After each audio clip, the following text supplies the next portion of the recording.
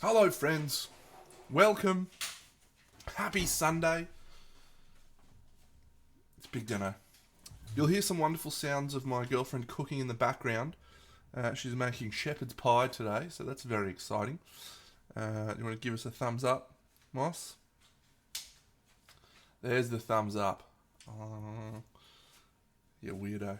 Anyway, so there'll be cooking sounds in the background whilst we paint some of these cool people. Have I got autofocus on? Yes.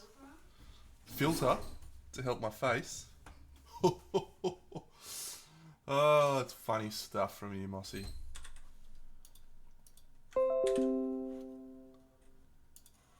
Just going to go and share this in the ATO Discord.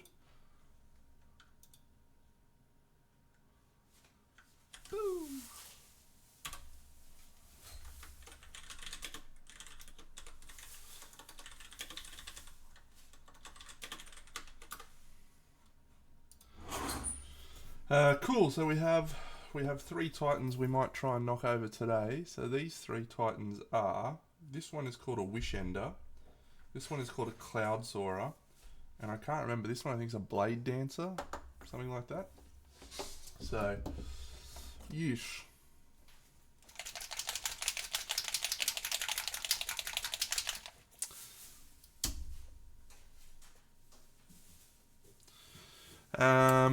G'day, Sebastian. Minimancer.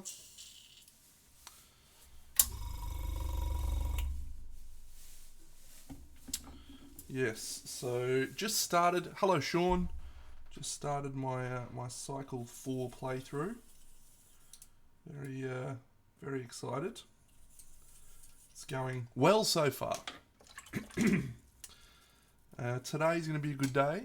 Going to see Cirque du Soleil a bit later on, which will be fun.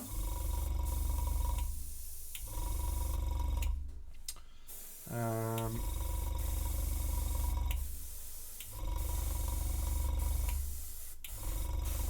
yeah, had my first week at my new job this week, which was awesome. Feel very fortunate with the role. Oh, g'day Kador83. Welcome, mate. Is 83 the year of your birth? If so, same as me.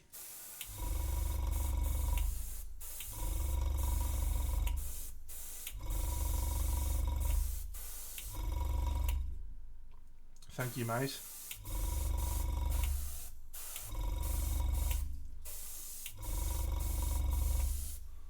Haha, me too. How good's being old.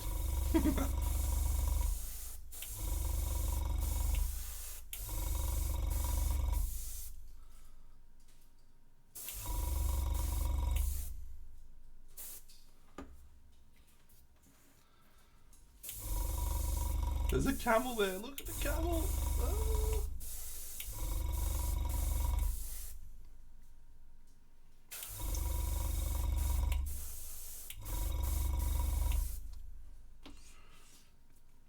Alright, so I started playing the game. Yeah, I can answer that for you.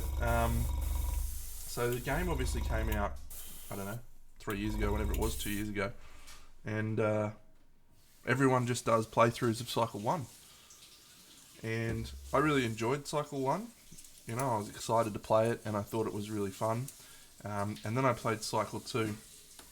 And I actually think that Cycle 2 is where the game starts to spread its wings and show you what it's capable of. I think Cycle 2, the game just expands and the story deepens, and you know the fights become a lot more dynamic. And I felt like it was a real shame that nobody was actually talking about that, because most people had only played Cycle 1. So I decided, when they were doing the second Kickstarter, that I would put together a playthrough of Cycle 2, just to show people that, you know, maybe hadn't or didn't see enough interesting stuff in the first cycles, would get an opportunity to see what the game does. And it's hard because obviously it's a story-based game, so it's going to spoil story stuff. So, but you know, there's some people who aren't playing for the story, and I thought it would be good for those people that don't really care. Guys like Brent.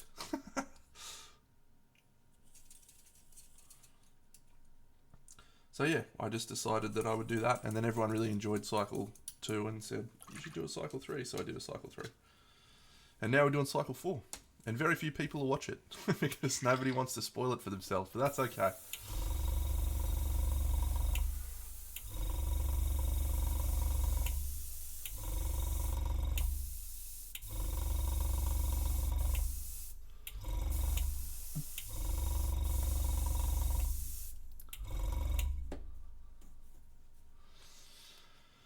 Well, yeah, it's actually a really good question, mate. So I play board games every Tuesday night with a group of friends, and we generally just play, like we play some heavy games. G'day, Simon. But most of the time, you know, we just play games we can play in a one-off, and so we play different games each week, which is awesome. You know, we get to experience a whole variety of games, but you know, we never really dive into a game for a long time. There's been some exceptions. We did a couple of campaign games recently. We did the Scythe Rise of Fenris campaign, which was awesome. We played a game called The King's Dilemma, pretty much through. We did another one called Solar 75, which was fun.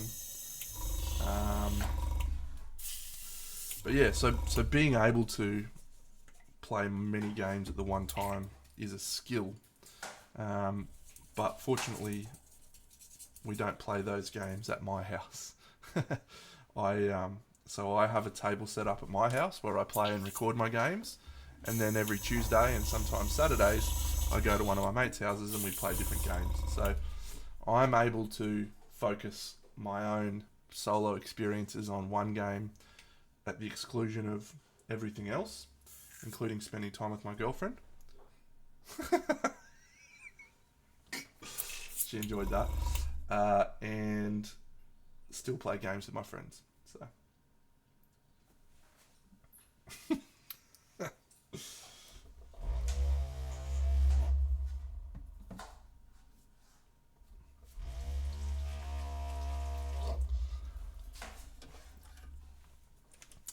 And when I play one game, you know, for a lot, like I haven't played ATO for 2 years, basically, but I'll probably play it for the next few months. Play through Cycle 2, also Cycle 4, and then Cycle 5. No, I'm not a YouTuber streamer for a living. Goodness me, I wish I was. That would be awesome. No, I have a full-time job. A new full-time job, actually. I just started a new job.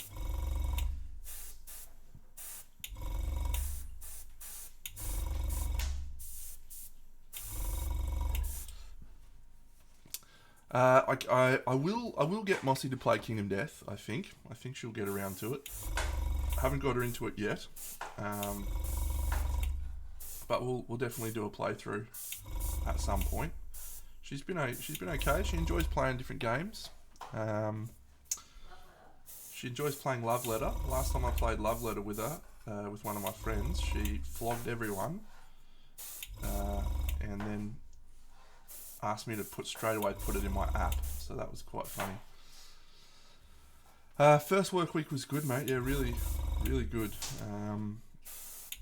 Just felt really good. I feel so fortunate to have landed the job that I did. Sort of ties in with the role that I've had in the past. So yeah, I feel really good.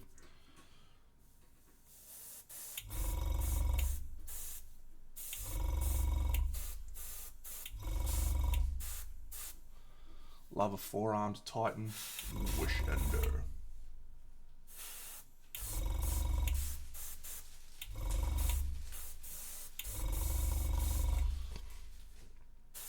No, you know what the first week's like, mate. It's generally all training, but because of the role that I applied, or the role that I've got, and the role that I had a few similarities. There was actually quite a few systems that I had already had experience with, and so I was able to, fast track some of that stuff, which was cool.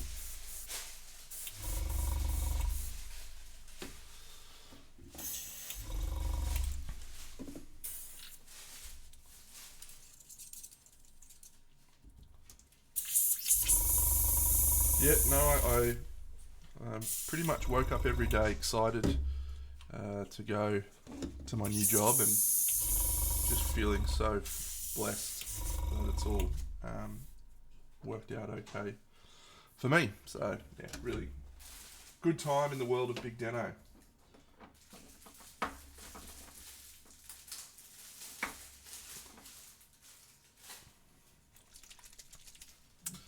All right.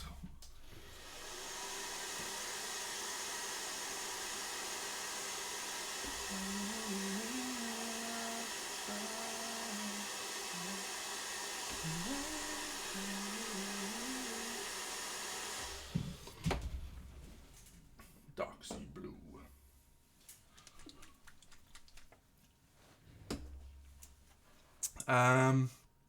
Well, I've got a number of Kingdom Death playthroughs planned in the future. Pretty much as each new expansion comes out, I'll be looking to do a playthrough of that. And then one that I'm really excited about now is Elder Scrolls. The Elder Scrolls, which is due in the next couple of months. Really keen to do a playthrough of that. I was actually hoping that I'd get a pre-release copy of the game, and spoke to Chip Theory about it, because I've done some other stuff for some of their other games, but not this time. I wasn't able to secure one, which is okay. I was just really excited about it. Earthborn Rangers is a new expansion coming through soon, and that's a wonderful game that I'm keen to do another playthrough of, and of the new content.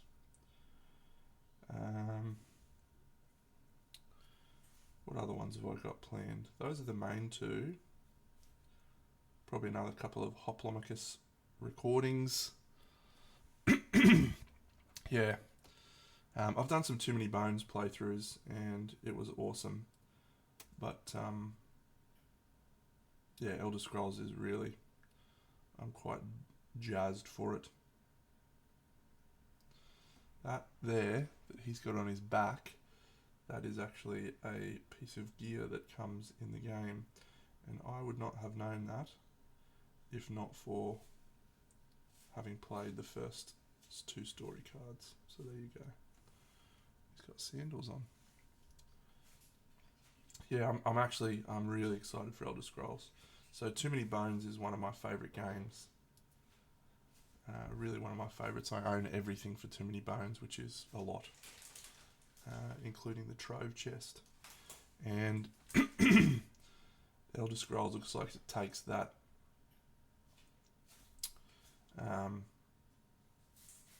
Too Many Bones experience and just improves on it. So it looks really amazing. I can't wait.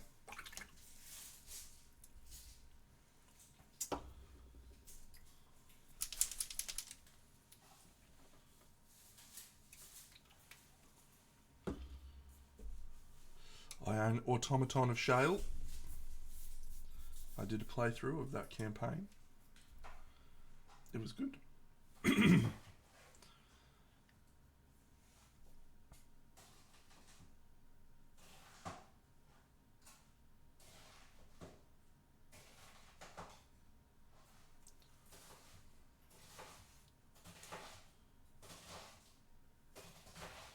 Yeah, Too Many Bones is just like such a brilliant game, and it really fits into the types of games that I like to play. Very, very engaging playthrough cycle, and I am really into games that I feel like rewards skill. some games that you play are just a dice manipulation. It's just generally rolling dice, and it's interesting. I'll talk about Madara in a second.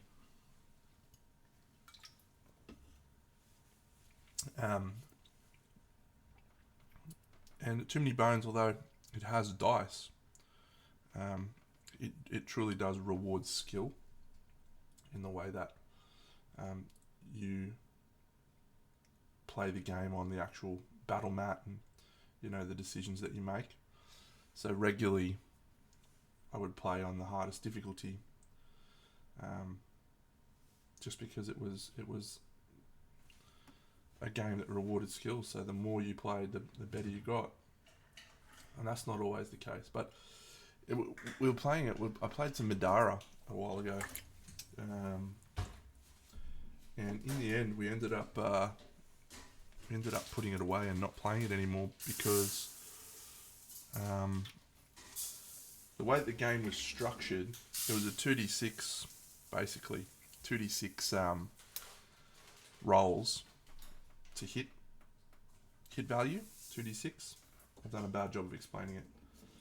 If your target value was 7 or more to hit, 2d6, you're going to hit 55% of the time.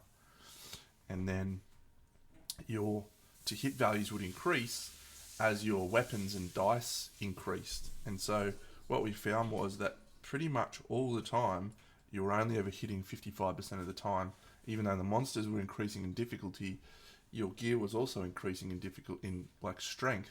So it was always just 55%, which in theory sounds good, but in practice, what it actually meant was you were always beholden to the dice. If the dice rolls were going your way, you would be winning. But if they weren't, you would be losing. And I think that's an interesting position, because I would have thought that always 55% likelihood of hitting would sort of be something I would enjoy. But it did feel like that the monsters were just always the same. So, story was good in Madara. We enjoyed aspects of it. But it was something we decided to shelve, and then I ended up selling it.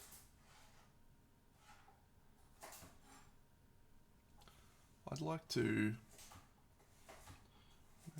go back to it at some point. Play it solo. I'm not sure.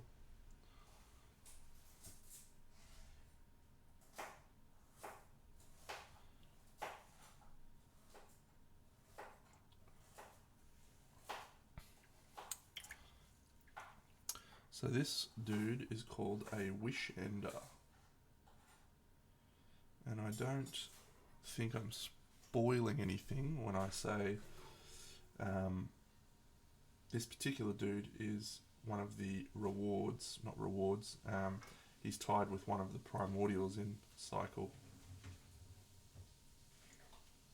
4, which is the Demi-Jin. And the Demi-Jin has a very unique movement pattern, where he swirls around the board, soaring around the board. And so this guy's abilities are tied into mobility. And this little thing is called an IREM tower, and it's one of the scenery pieces of the terrain things that you play with.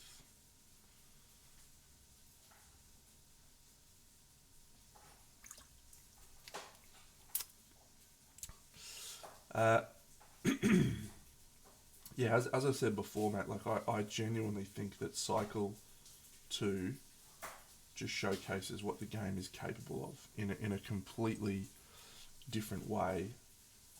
It just takes, the very, I won't say generic, but very basic primordials from Cycle 1 and says, cool, now that you've learned the mechanics of the game, let's show you what we're actually capable of.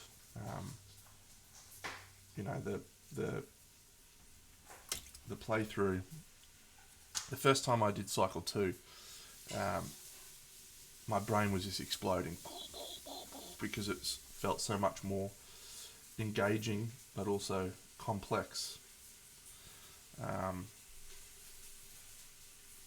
the two primordials that you face in Cycle 2 are the Chimera and the Cyclops, who I can't remember his actual name, his proper name.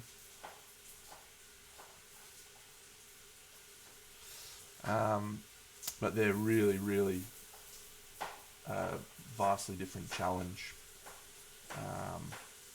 Much, much better. Much, much better. See, I think Cycle 2 had the best story. I think Cycle 3 had the best fights, but only just. You know, the Cycle 2 fights are awesome. But the Cycle 3 fights are just wild.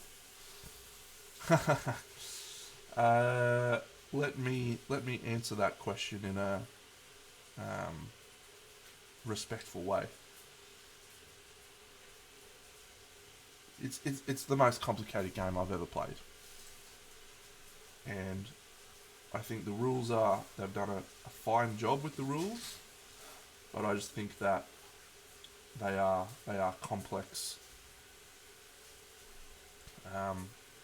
and the issue is not really that any one rule is difficult to follow. It's that all rules combined are difficult to follow because there's so many of them, and you just reach a point where you're like, what? What did that mean again? What was that keyword? And what does that let us do? And, you know, I think it's a very complicated game.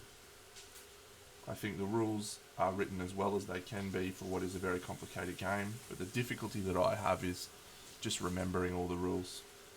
You know, I don't think there's ever been a game where I've referenced a rule book as often as this one. And when I play games on a Tuesday with my friends, I'm the rules guy, so I get the rule book. Everyone else has got their own little things that they do. I get the rule book. I'm the one who has to learn a new game, and generally, I will learn the game on the night. I will pick up the rules and I'll start reading, and then we will be playing 20 minutes later. So I have no difficulty with rules and understanding them. And this game, I've read the rule book more than any other game I've ever owned or played. So I think the labyrinth rules were really complex. In Cycle 2 you have another mechanic called combo breaking. That took a long time for me to figure out. But once I got it, I realised it was actually quite simple and I was complicating it in my head. That's the major one in Cycle 2 is combos.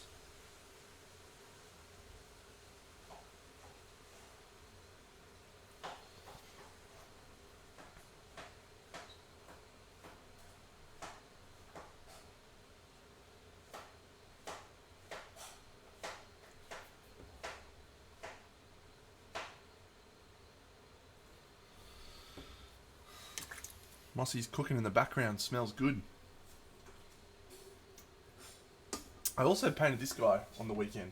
I wanted to do him on stream, but I just ended up doing him, and it was awesome fun. He's not quite finished. I want to do a few other little things, but yeah, super cool. I want to do some stuff at the back there, and then maybe just add a bit of purple.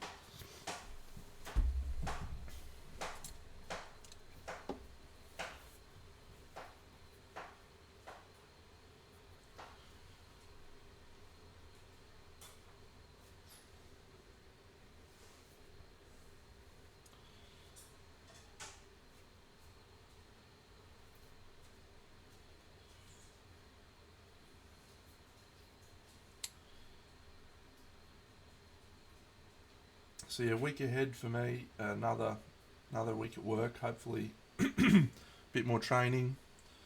Looking forward to just wrapping my head around everything and feeling really good. And then continuing my playthrough of Cycle 4 for everyone to enjoy.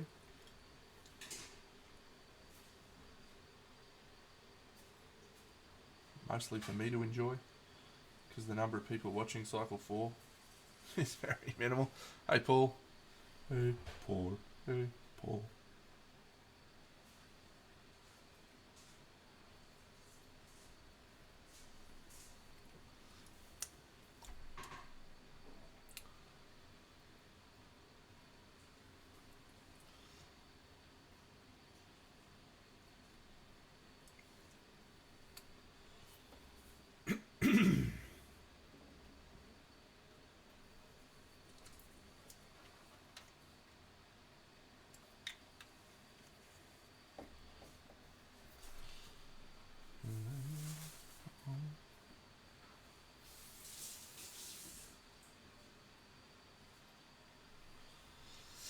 I didn't get the binder, no. Um, so my thought process behind that was I've really got I've already got a really good system with organisation, because I bought the fancy but functional insert, and it's really good for organisation. And I also use my playthroughs. I use the app or Scribe, so I thought, yeah, I don't really think I need it, and I'm happy with that decision. Everything that I've got in the app is all organised in there, so yeah, don't feel like I'm missing anything that I needed. Hey, Match Fixer.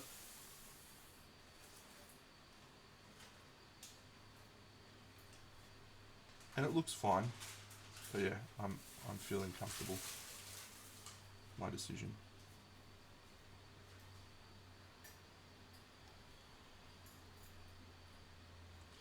Is that a fabric? No, I think that's we'll make it a metal mask.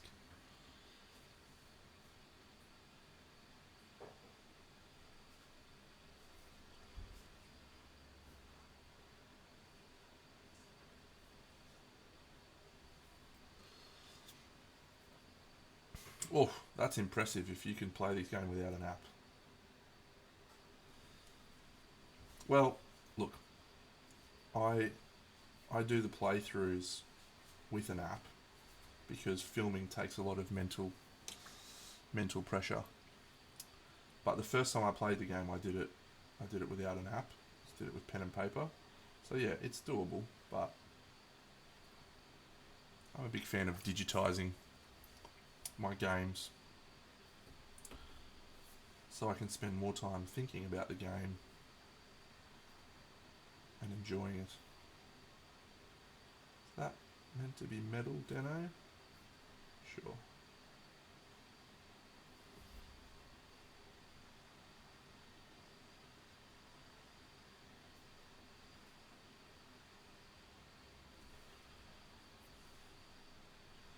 What's happening, Match Fixer?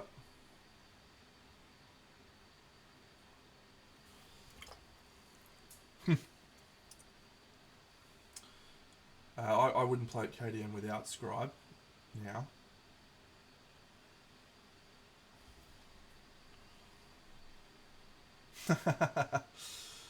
Yeah, look, Paint Liquor, I would actually recommend that. I would actually recommend playing through your first KDM campaign with paper. So, because I think it really gives you some valuable processes that you need to understand before you actually play the game with an app. Once, because you understand those processes, and it makes the game flow a little bit better even when you're using the app. And I think that's even what the Scribe guy recommends too. Paul, thank you for asking, mate. Yeah, I actually finished up a week and a bit ago, and then started with my new company on Tuesday this week. So yeah, all going well so far. Really enjoyed it. Really enjoyed the first week, which is awesome. I felt super excited getting up and going to work, which was nice.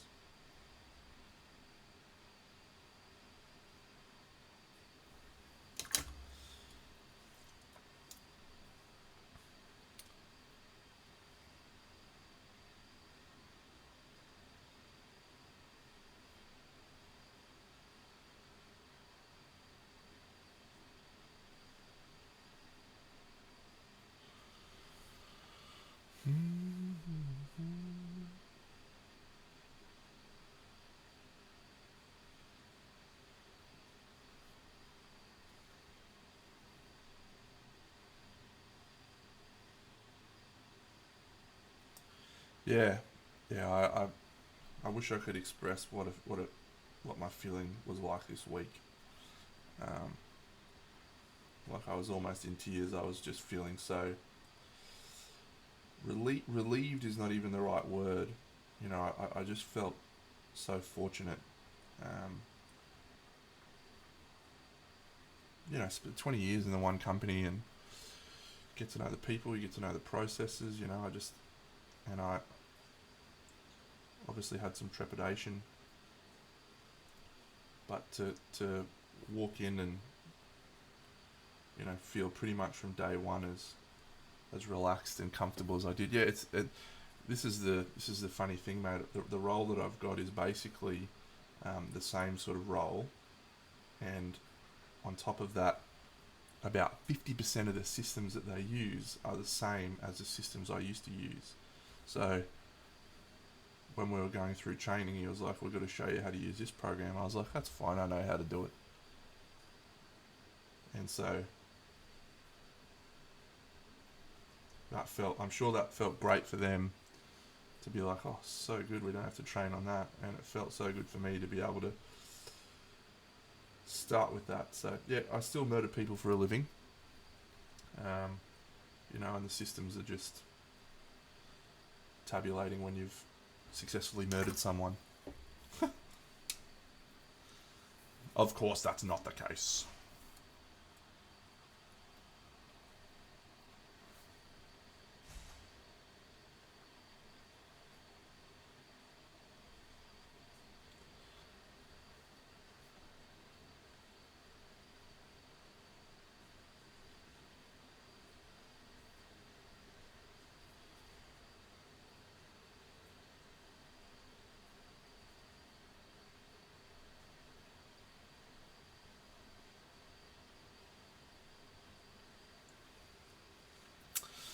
Oof, yeah. So I spoke about this last week on stream, and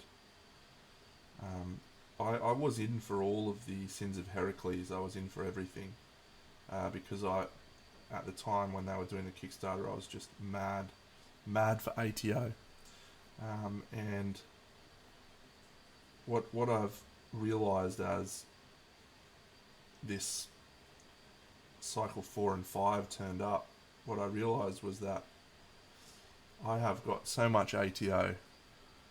I don't feel like I need more. I don't feel like me getting another version of ATO is something that I needed. Um, and they've been advertising a new game which is called Enormity. And so the more that I've looked into Enormity, the more that I've realised, you know what? I would rather my investment on Sins of Heracles be an investment into Enormity.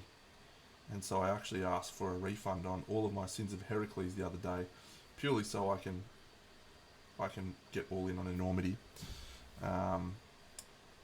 Kingdoms Forlorn, I'm still tossing up.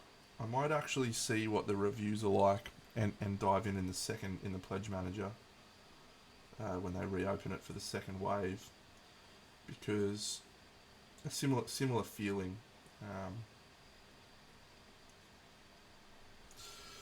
So I mean, I'll have some travel up north in North Queensland,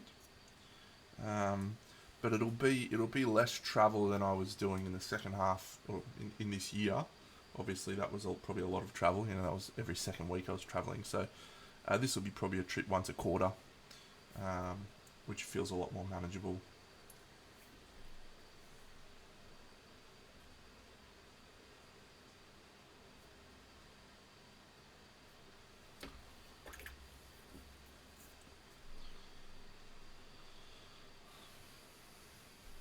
Thanks, Case. Welcome to the stream.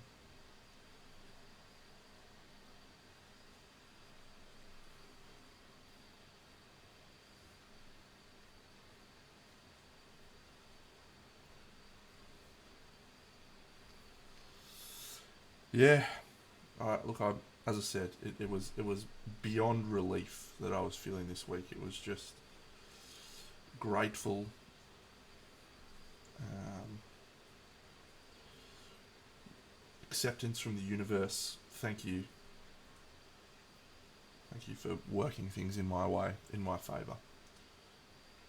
And now, it's incumbent on me to do a good job. And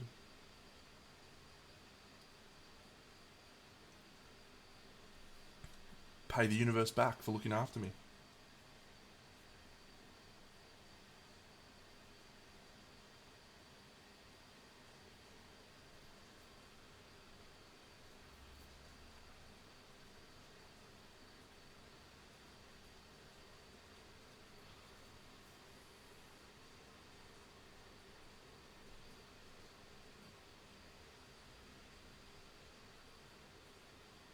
I can't remember if this one's called the Blade Dancer or something else, but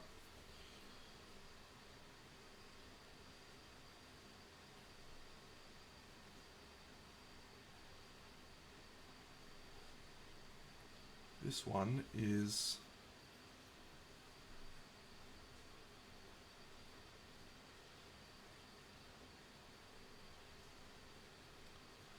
tied to the Dahaka, I think.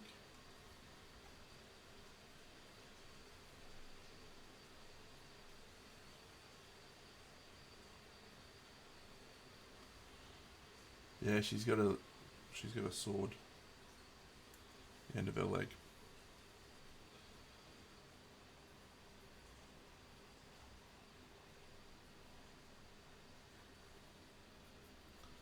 They've got super cool like Oni masks and stuff. It's good. I'm sure you've observed that the quality of my painting in this game is what I would deem to be fast tabletop. So we've got more work to do on these, obviously, but this is not me painting at my absolute peak. In case you're wondering, I can paint better than this.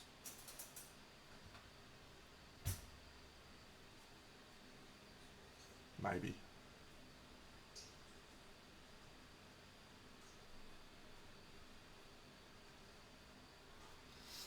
Yeah, last on Monday night, Paul Bucks and I actually did a review of the Golden Demon winners, which was really fun. Yeah, incredible winner of the thing. I mean, it possibly the highest quality Golden Demon I've ever seen. Maybe, hard to say that without seeing them in person, right? But geez, it looked pretty good.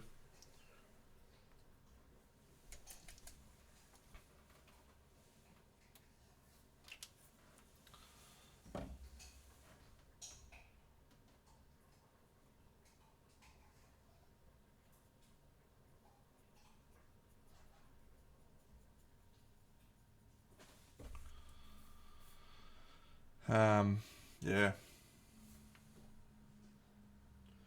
Bucks and I made the observation that I think there was a period there where Golden Demon, was sort of considered a bit second tier to the Monties and the SMCs of the world, and that maybe that pendulum is starting to swing back towards Golden Demon, purely from a attendance perspective. All of the big name European painters seem to be attending Golden Demon and putting stuff together for it. And maybe that was just because Games Workshop dropped the ball a little in terms of their... Well, they just stopped doing it, didn't they?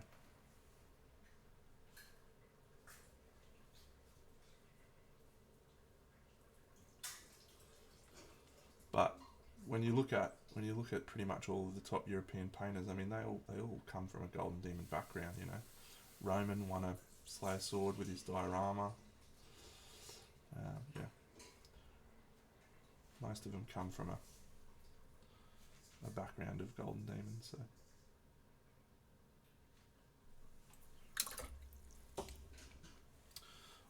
Alright, we'll use pastel blue for our highlights on the dark sea blue clothes. And then we will use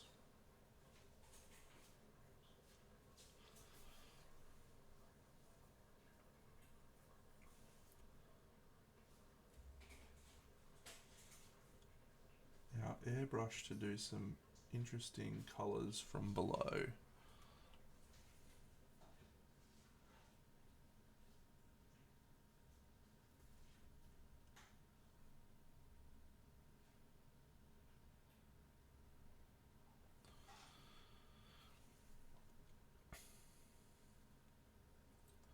So my goal for this game and my painting of it was always to just be playing with a fully painted game, and I'm going to be doing that, no problems at all, which is nice. But I've managed to get through it probably quicker than I anticipated I would.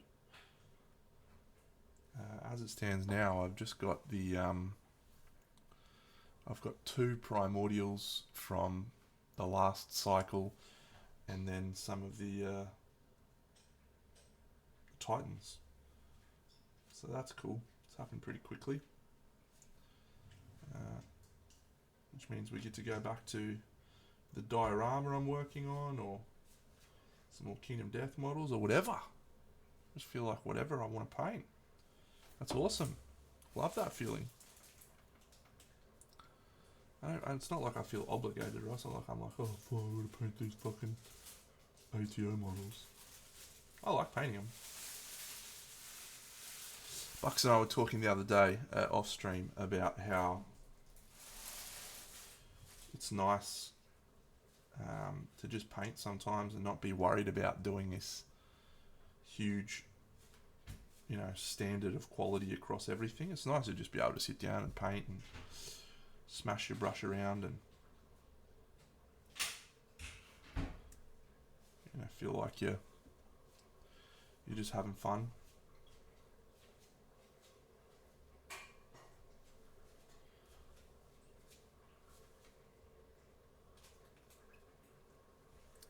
So don't forget the joy of just painting.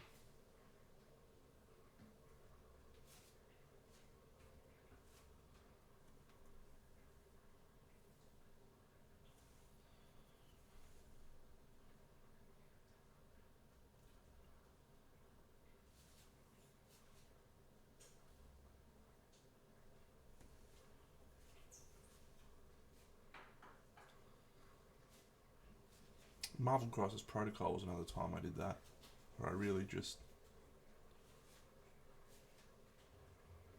was having fun smashing my brush around.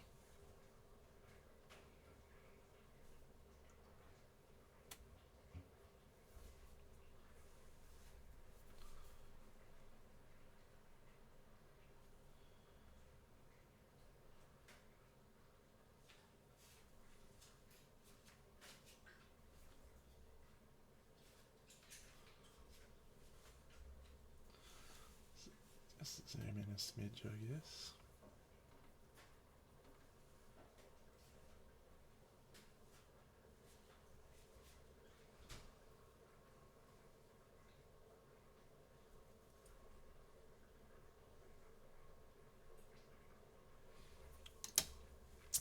Yeah, Paul. Thank you, mate. I did. Yes, I was able to clear it all out, which was nice.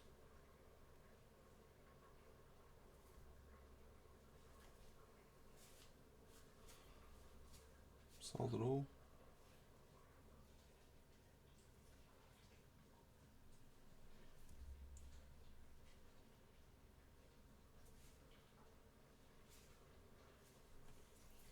Okay, Emily.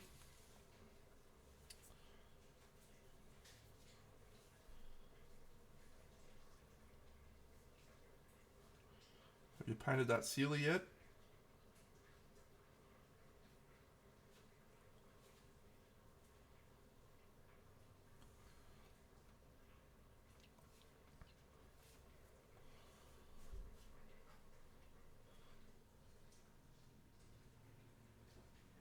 G'day, Top. I have been doing true metallic metal. What's HMM?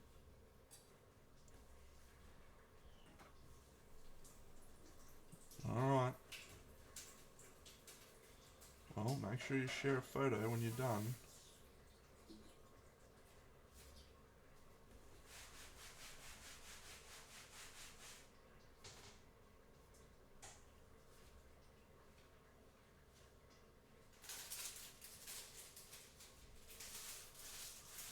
Okay, good. Yeah, no, I did true metallics on everything from the original cycle.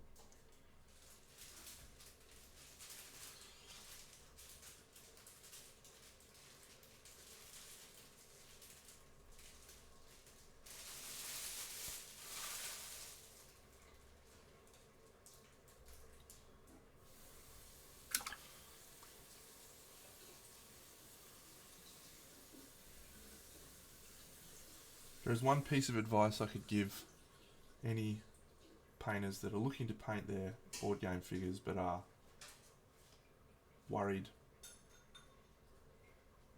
starting out for the first time. Here is the one piece of advice I will give you. Use a bigger brush than you think you need to. The bigger brush has more room in the well to hold paint, and once you are good at controlling a brush that is larger,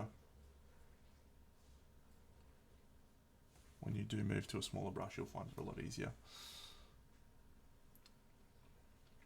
It's actually, I think it's something that they decided to do, Paul, just because they wanted to reinforce the size. Like that, they had to give out little reminders, like, yeah, this camel.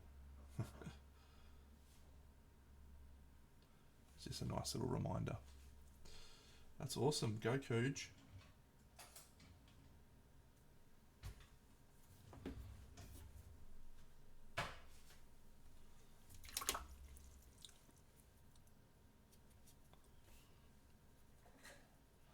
Love that guy.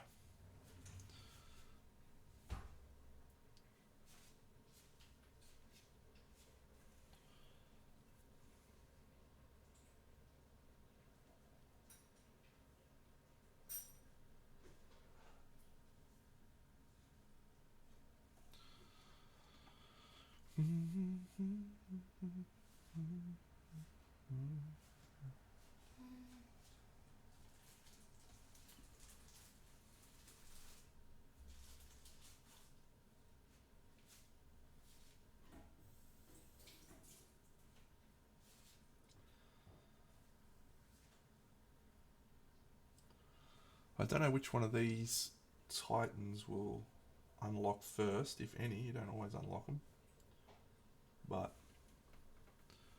I'm hoping that it will be this guy, because he looks sick. Alright, let's do... Where's me snakebite leather?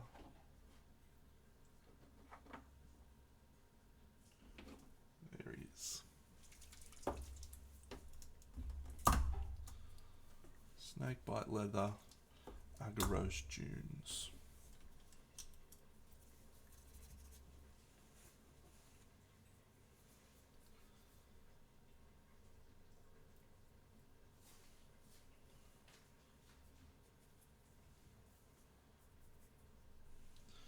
This is actually called an IREM tower, and I think it's made out of metal, but I'm not painting it to be made out of metal.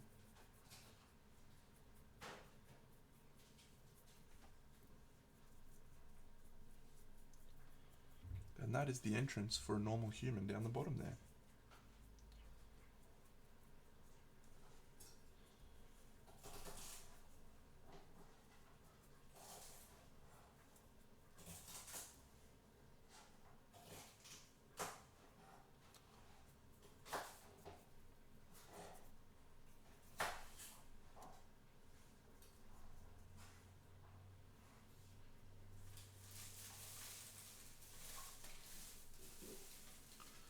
Yeah, the tower's awesome.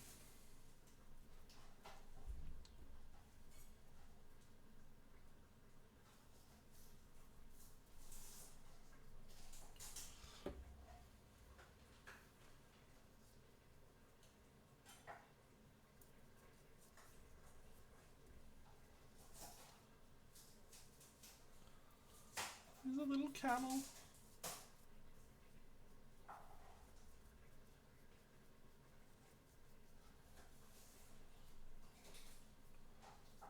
I should paint my little camel a little bit better than I did.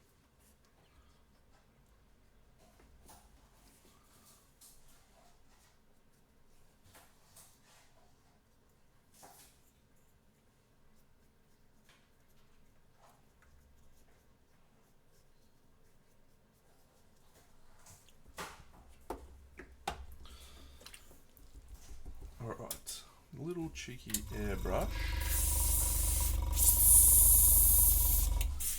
Need to turn the pressure down.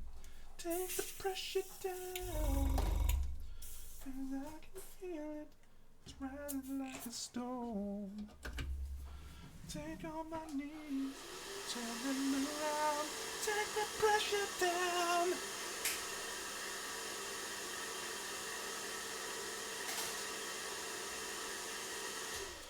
Take the pressure down. And we will use a colour called charred brown. Poo brown? No, we might use armour brown, I think. Which is an airbrush colour.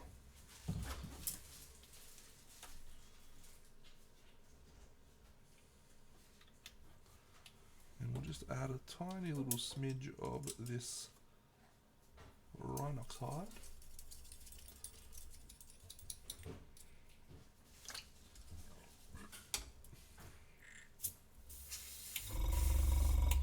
A little bit more pressure.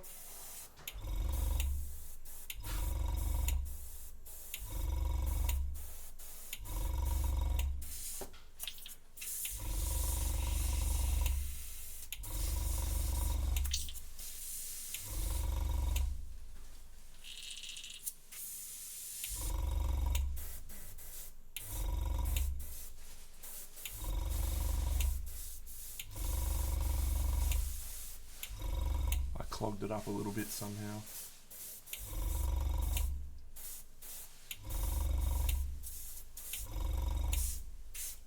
There we go.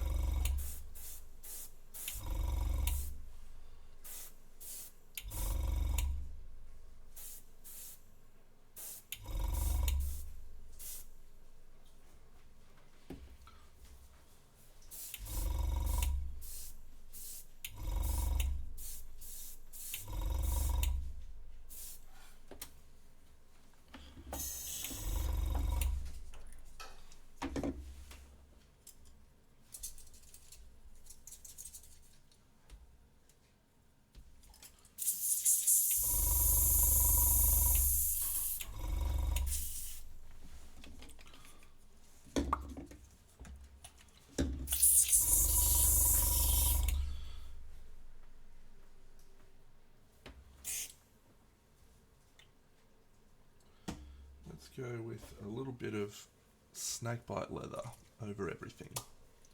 What?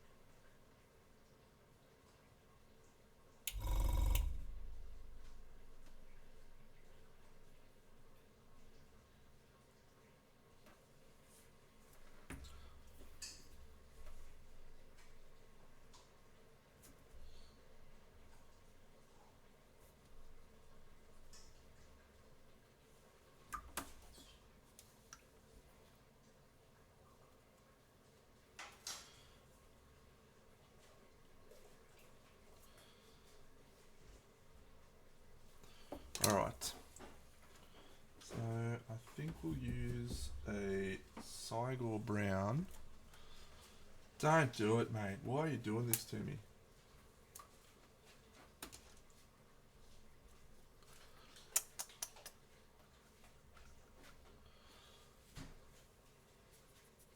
No, look, I get it. I get it. Unpainted models. You know? Why enjoy a game to its maximum potential when you could just use unpainted models and, you know, have a rubbish time?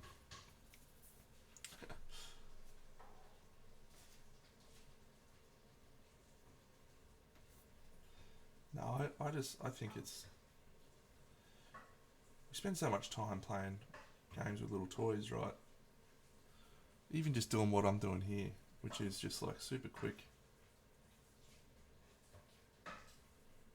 easy paint jobs. It just makes such a difference for my enjoyment of the game.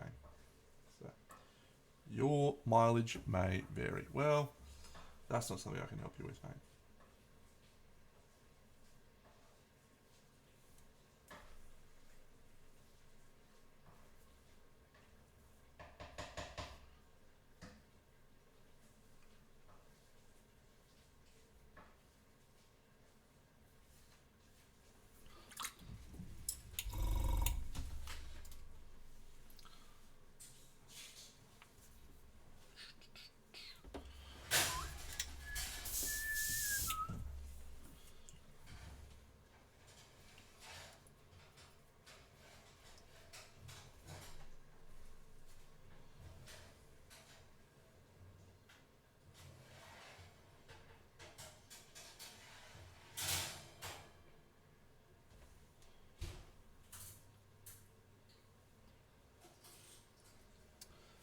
Prince Two-Face, welcome, champion.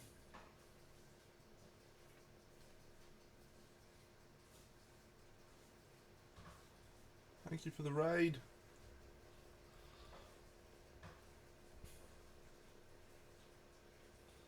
Well, my painted board game collection now includes Kingdom Death,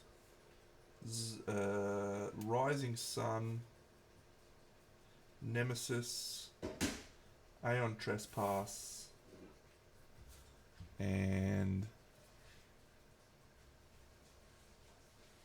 I feel like I've got one more as well.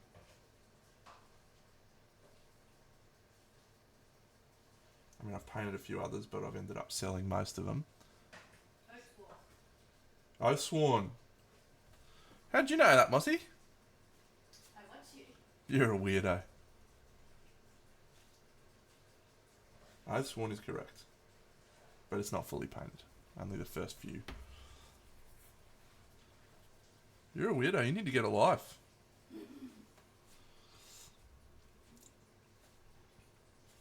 Oh, tell me about Shadows of Brimstone, Paul. Is it a good game? Is it something that Big Dano should invest in?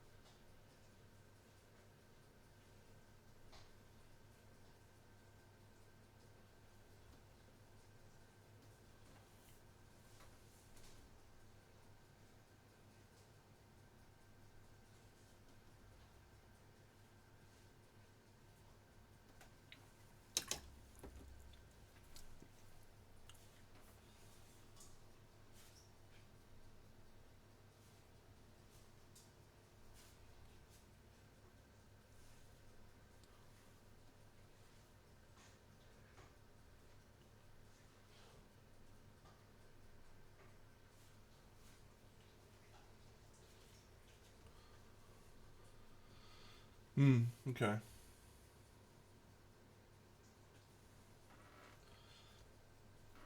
Yeah.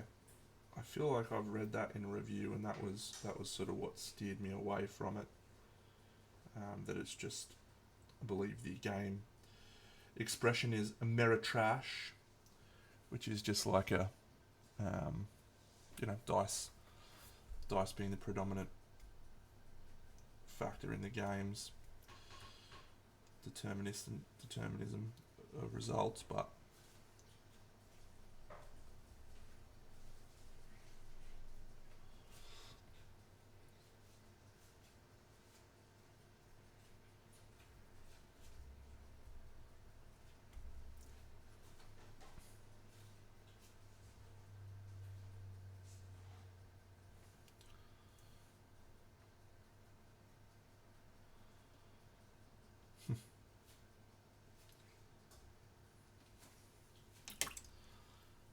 yeah.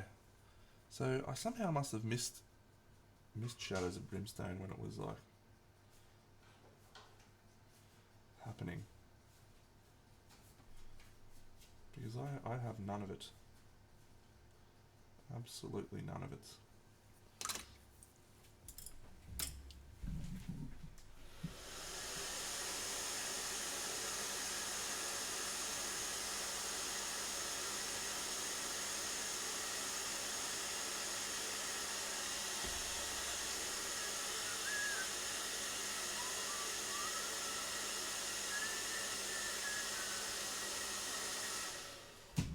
Just be careful when hair drying these, because this girl gets a little bit flexible. For those people who use a hairdryer to speed up their drying process. Okay, well, that's not usually a thing that bothers me, unfortunately, which is one of my biggest weaknesses. If I want something, I just decide I want it, and I don't even look at the price, and it's bad. Fortunately, it really only happens in board games.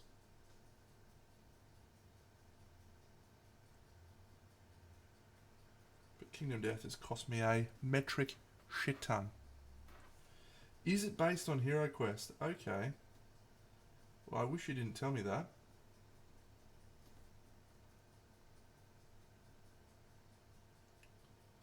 I loved Hero Quest. Warhammer Quest. Okay, I loved Warhammer Quest less.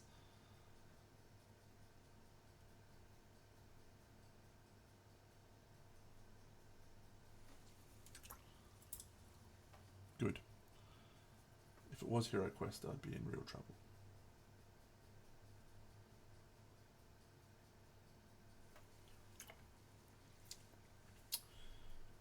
Alrighty, look at this cool chick. So she is a Cloud Soarer, and I painted a model on stream last week called a Midas Score. And if you recall me painting the Midas Score, he had some weird egg sacs in his wings. And here you go, this sword has some of those weird egg sacs. Take from that what you will. I'd like that, mate.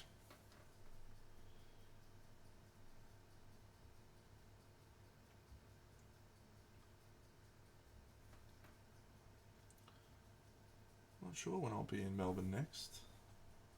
I used to travel down to Melbourne pretty regularly because of my head office being there, but our head office is now in Adelaide, so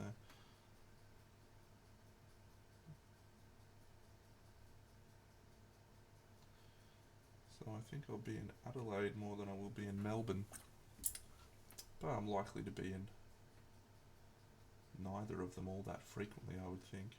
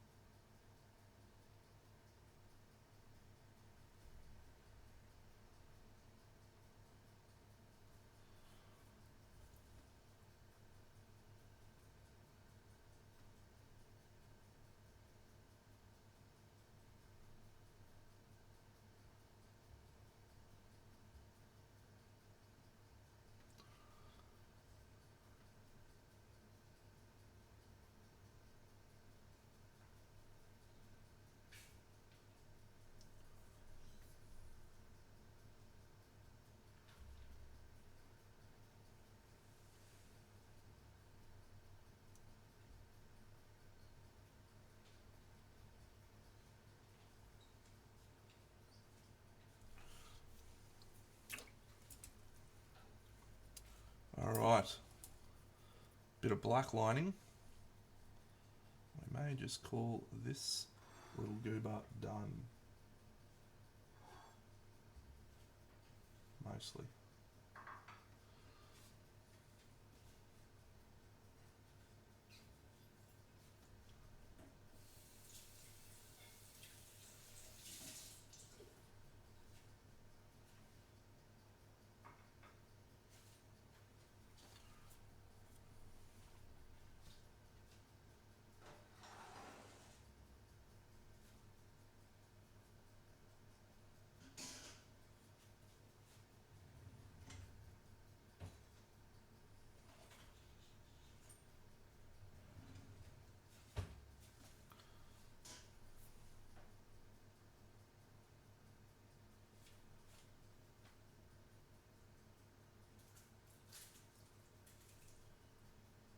This little step just really does a wondrous job at making it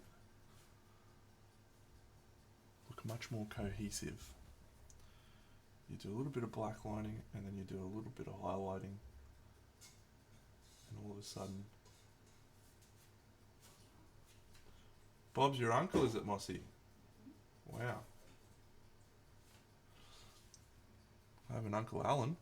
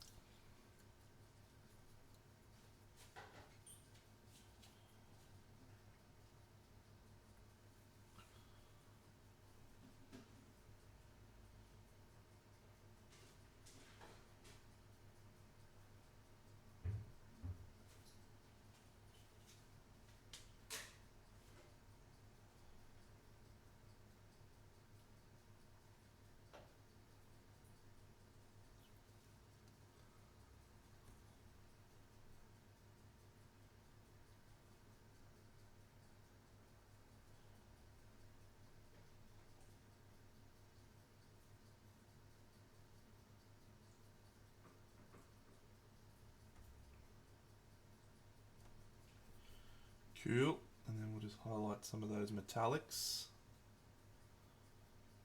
That'll be done.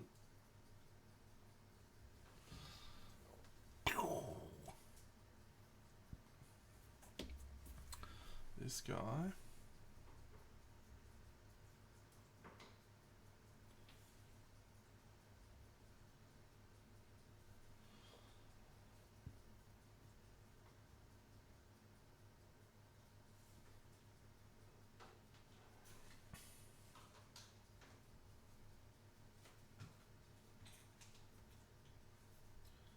This guy's sick.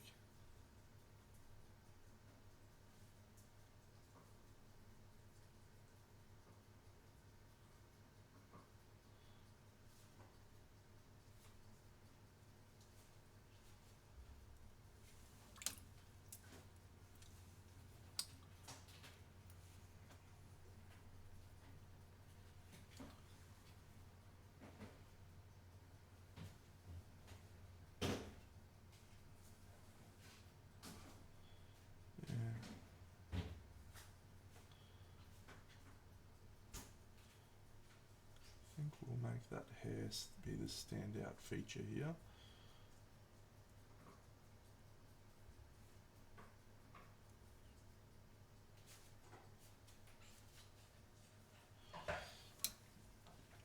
Go up into this and this.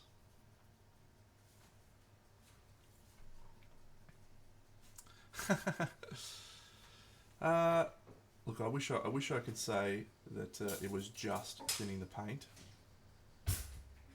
It's just a myriad of things, mate. There's the dilution of the paint. You know, there's how much paint I've got on the brush. There's the direction of the brush stroke.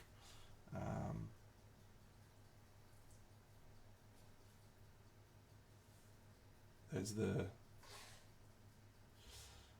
intent about what the actual paint that I'm trying to apply is doing. You know, sometimes I'm trying to apply a glaze. Sometimes I'm trying to apply a textured sort of line. it really varies from thing to thing, and I don't do a great job of explaining what I'm doing, really, unfortunately. So,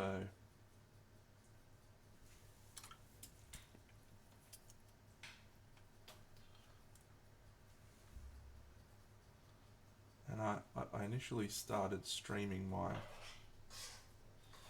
painting because I was getting a lot of questions about, how do you paint things so quickly, Dano? What do you do? Can you explain how to do this? And I thought, yeah, what I'll do is I'll do it on stream, and then I won't get as many questions. And unfortunately, I mean, it worked from that perspective, but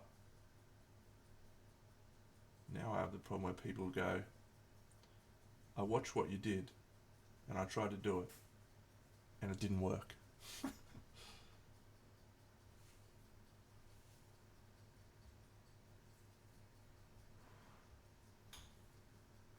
And it's the one element that will be forever missing from most people's repertoire, which is practice.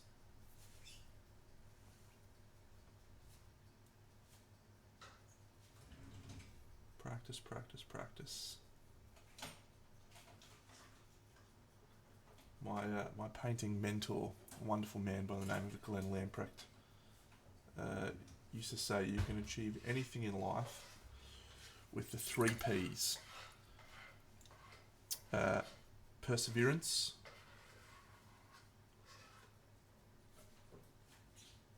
passion,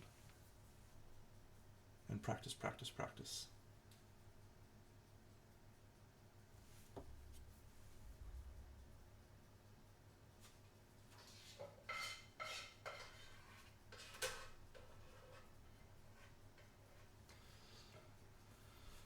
Turn them around, take pressure down.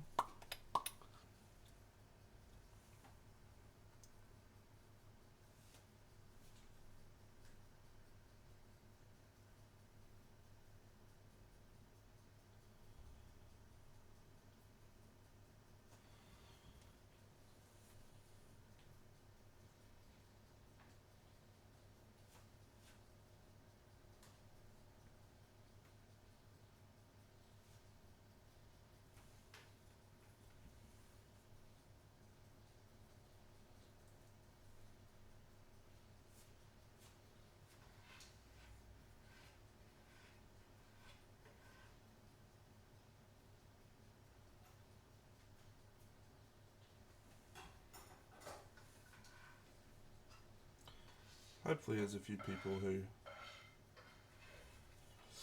look at the way that I paint and are able to learn from it, learn some things from it anyway. It's not, and I've done videos as well, I guess, to try and help explain.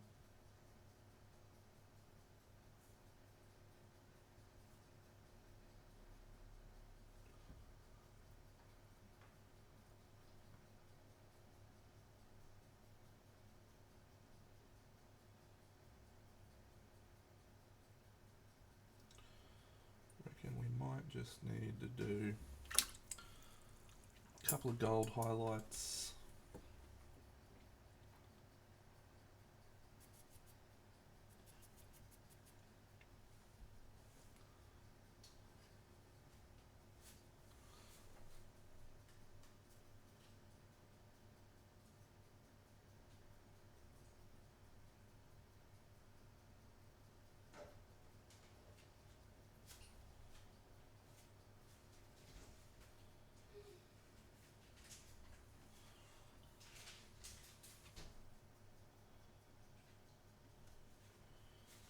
How's the cooking going, Moss? Ready on the oven. Whoa, awesome. Do you want to show you how to stream this? Yeah, why don't you show them what you've done? Bring it over here.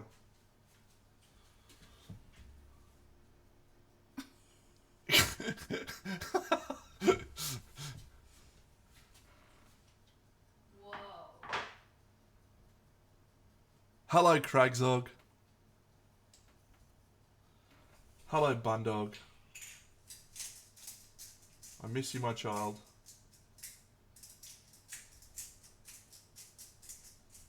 Hope you're all having a wonderful time at PAX.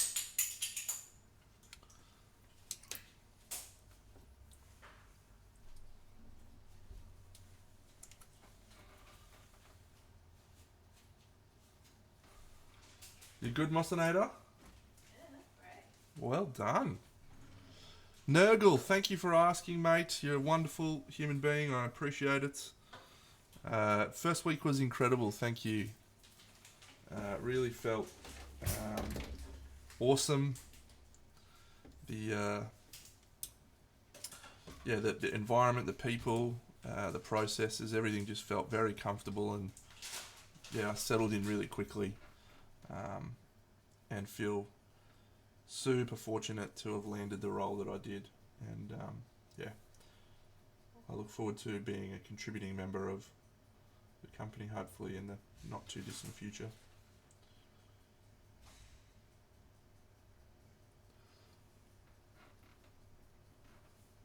Hopefully.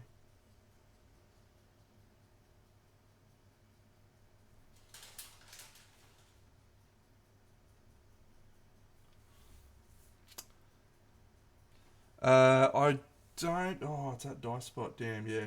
No, look, Mossy and I go on a Cirque du Soleil later on today, so I don't know that the timing's going to work out, mate. We got a 1:30 p.m. session, so we may stop in on the way back through, but I'd say it's unlikely.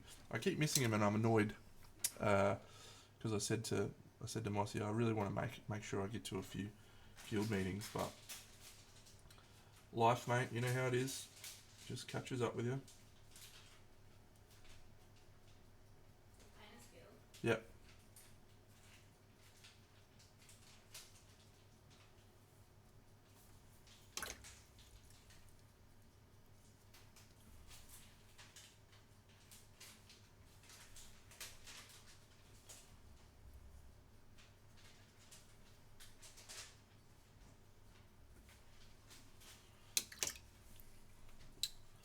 Well, I'll definitely be at that one because I'm judging at that one.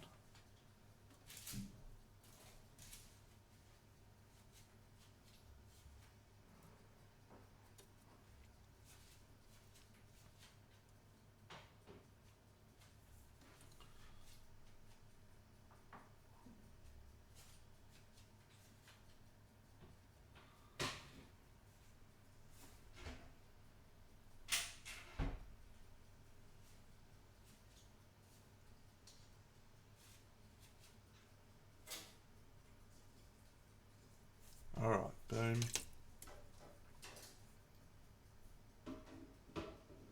Ain't no one's enough. Just go a little more highlighting on his clothes.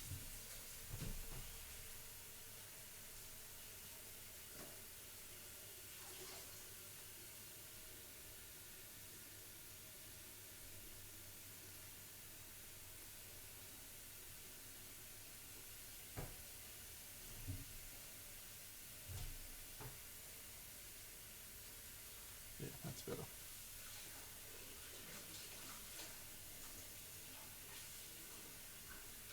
Nice. All right, last one. Let's see if we can knock this girl out. How are we going to do this, Deno? Let's go.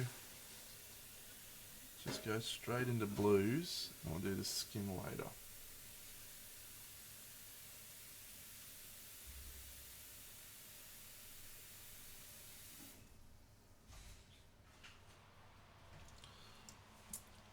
Might have that bit in black.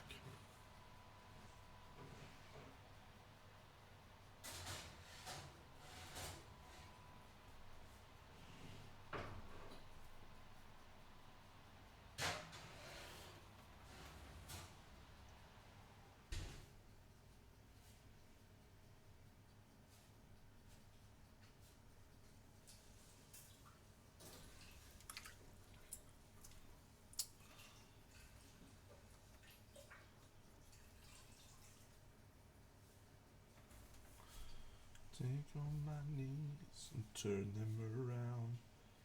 Take the pressure down.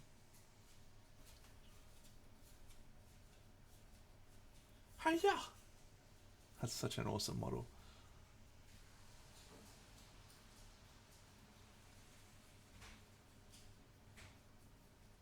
Is it raining, Mossy? Whoa.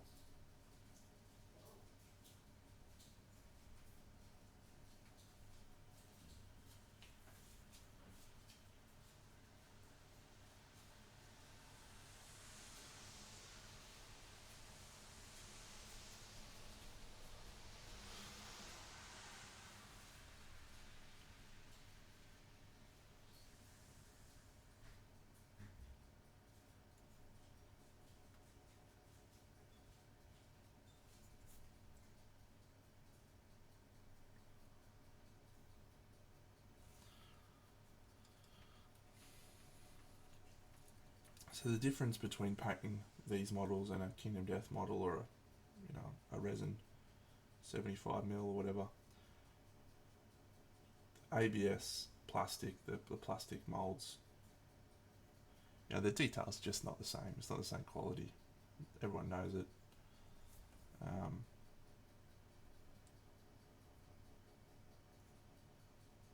So you just got to accept that and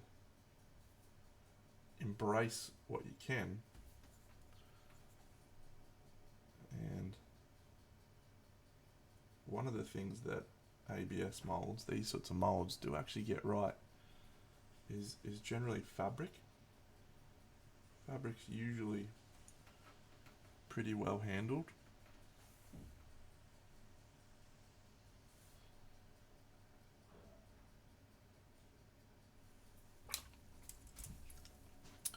So yeah, I think just leaning into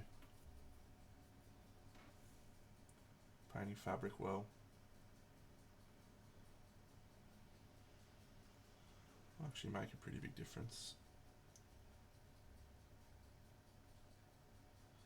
Probably not even just fabric, it's probably just picking a few areas to really focus your attention on rather than trying to do all of them to this quality. You can. I've seen people do figures of this quality to a really high standard before. Not the ones on Kickstarters. Don't be confused by Kickstarter paint jobs of figures. Those are resins, generally, resin casts that they get out to painters before the ABS molds. And some miniature manufacturers now are getting really good quality out of their ABS stuff. Like I remember painting some Guild Ball figures, some of the ABS Guild Ball figures, and the quality on those was actually very, very surprising to me.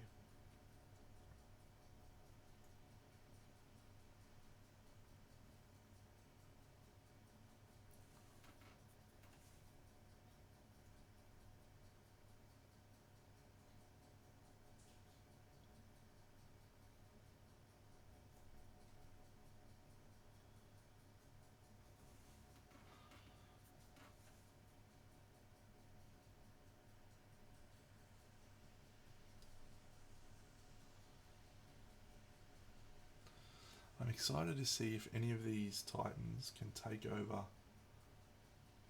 the mantle of my favourite Titans. I have like 3 or 4 Titans, they're just my favourite to use all the time. Most of them from Cycle 2. So I hope that one of these will take over. Maybe not take over, but just give me a reason to want to use them instead of my little favourite dudes.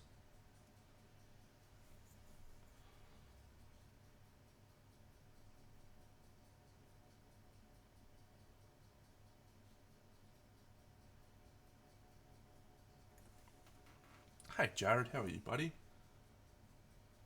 I am well, thank you, mate.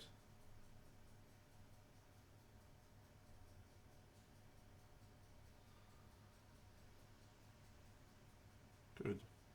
Hey, when you're heading off for SMC or Monty this year, it's probably not far off, is it? If you're going to SMC, or you're just doing Monty this year? Yeah, okay, cool.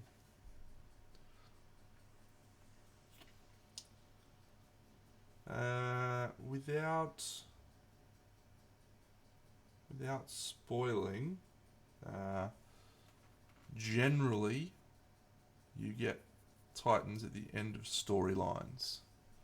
Thank you, Rushlom. Appreciate you. So if you have a way to control finishing storylines, which you can usually get from a technology in each cycle, that will increase your chances of getting access to cool Titans.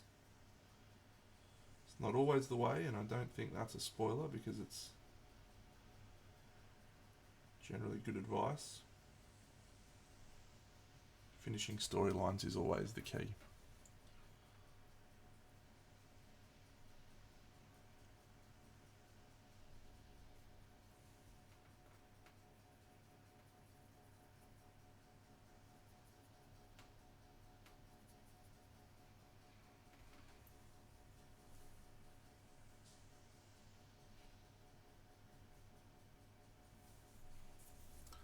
These two out of the way so that I don't catch any overspray from my airbrush. Whee!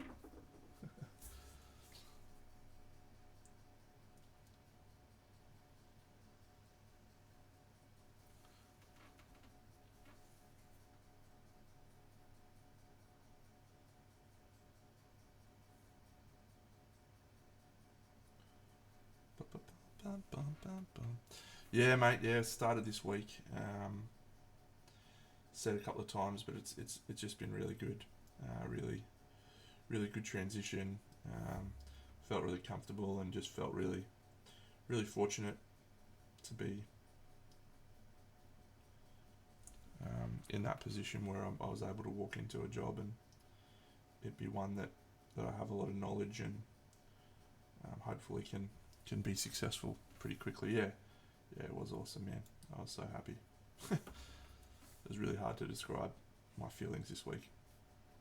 I've tried a couple of times now and I don't think I've adequately explained how I felt. But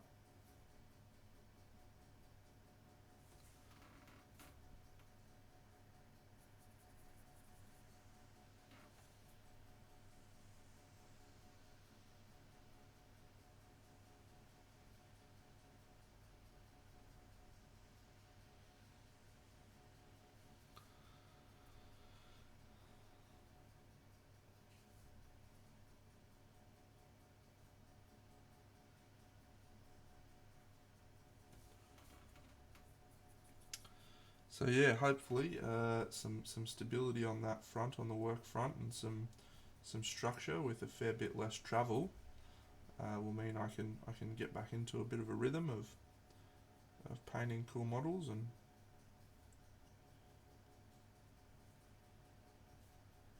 finish my diorama.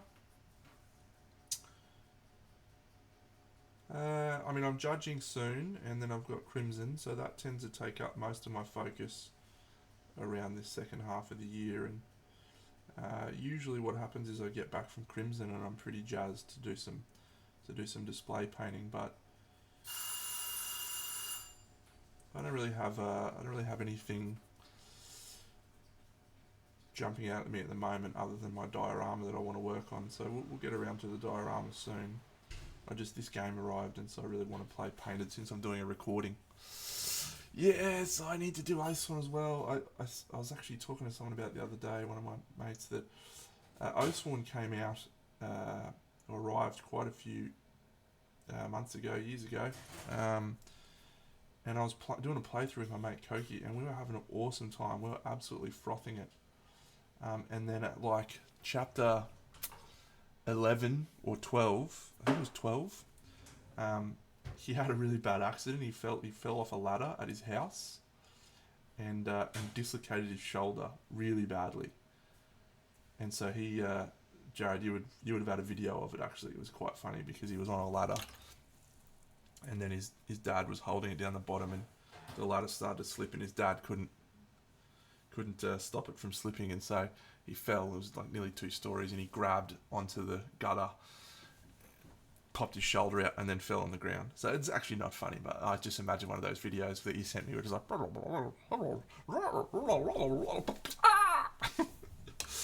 imagine that.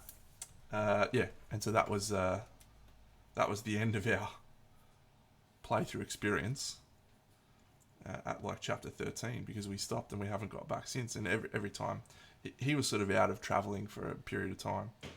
He ended up getting back to travel about 3 months after, and it wasn't really a game that I'd set up to travel well with, so just sort of got shelved. So I actually want to go back and do a playthrough, a solo playthrough myself.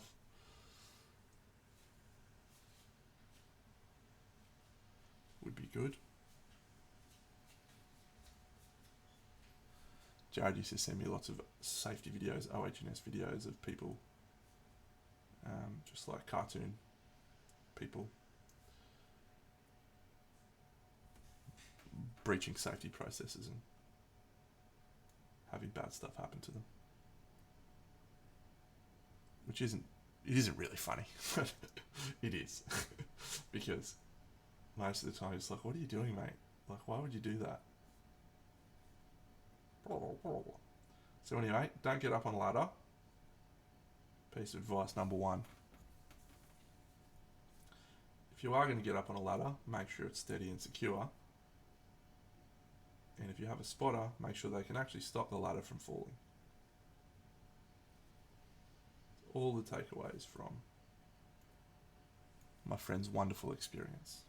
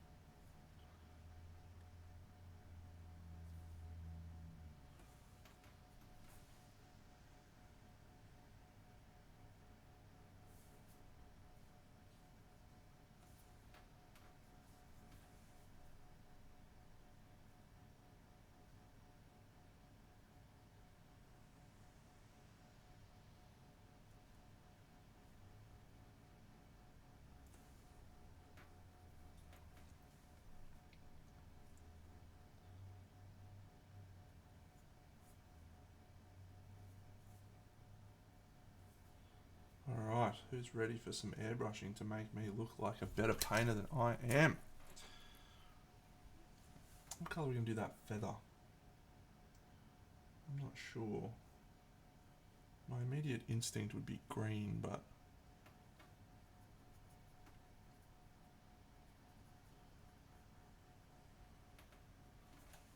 maybe we'll go teal.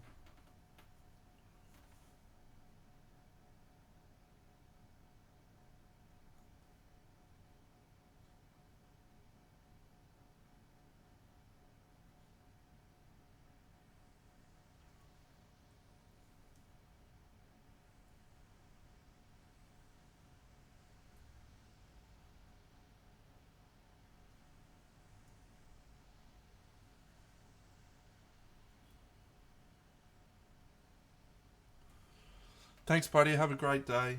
Always nice to see you, digitally speaking.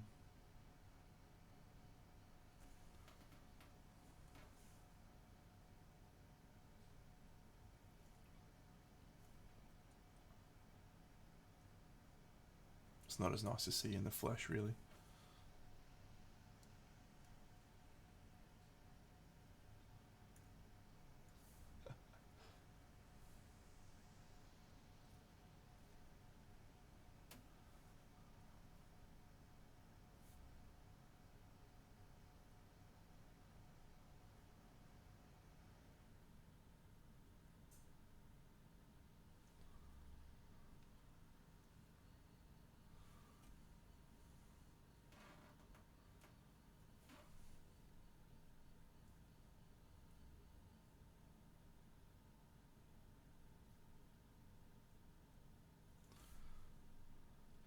Yeah, I think that's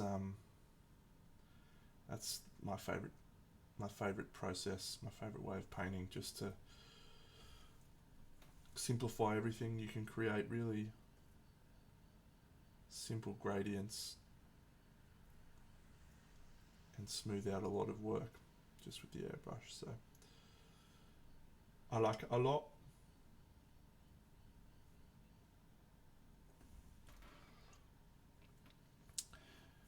Yeah, over contrast is the key. Over contrast, because you know that everything's going to get killed when you use that airbrush.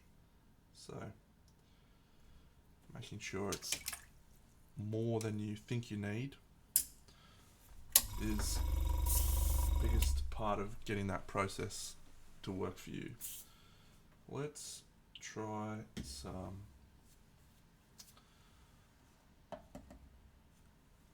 some charred brown. And we'll add a tiny little bit of blue. Regal blue. Where are you, Regal blue? There you are. Signal blue. Regal blue's the old Games Workshop colour.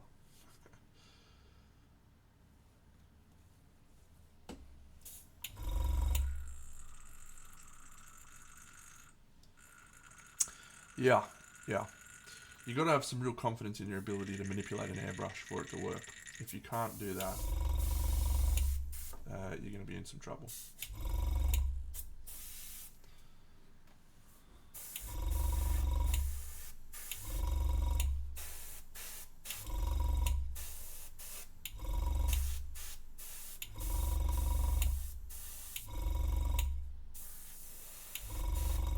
And you probably see me just go over here on occasion. That's usually because I can feel like there's some paint that's about to spatter out of the airbrush.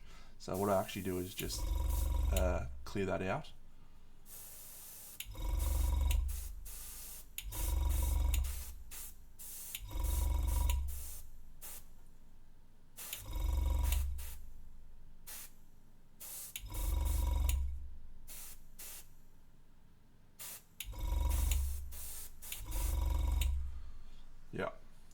Yeah, because sometimes you can feel it's not quite right, and usually the best thing to do is just do a full blast of color, because what it does is that pushes any little imperfections out.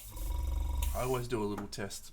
I'll zoom out a bit so you can see what we're working with here, but I always do a little test over here on this, just to make sure that the dilution is correct and that I feel okay and that it's coming out of the brush nicely. And then as I'm going, how'd you go, Moss? Awesome. And then as I'm sort of working my way through, if you feel like you're going, oh, it's not too much, or whatever, I'll just do a clear or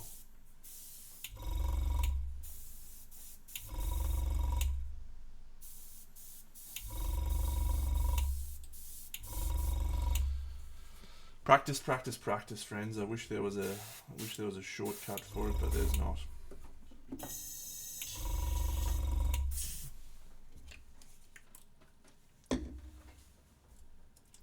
And once you reach that point where you're not actually thinking about the airbrush and what you've got to do for the airbrush to make it work, when you're just thinking about, ooh, what color am I going to do, and how am I going to blend that, and what colors do I want to use here? You're just sort of thinking about how you can utilize the technique. That's when it becomes really a powerful tool, I think. But to get to that point, you've really got to spend some time doing your practice reps.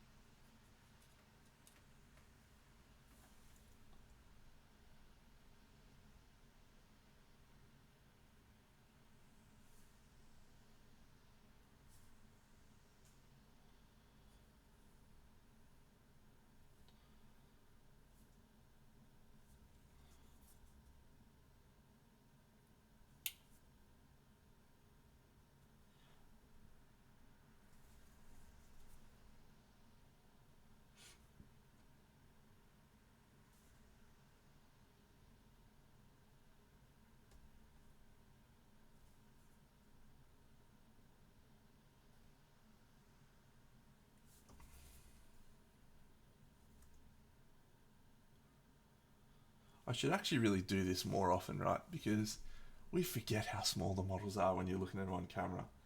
You forget how tiny this is until you see it there next to my hands and you realise, oh shit, that is a little tiny man or woman.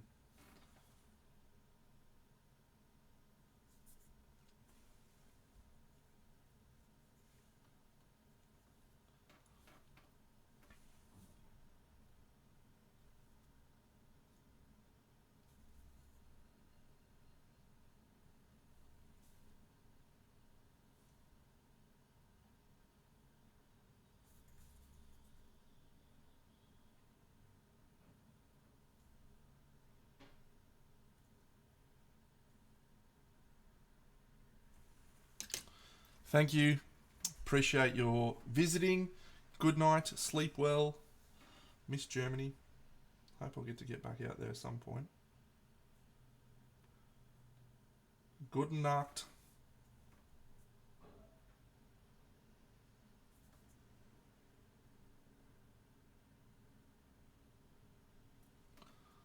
Spiel. I'd love to get to Spiel.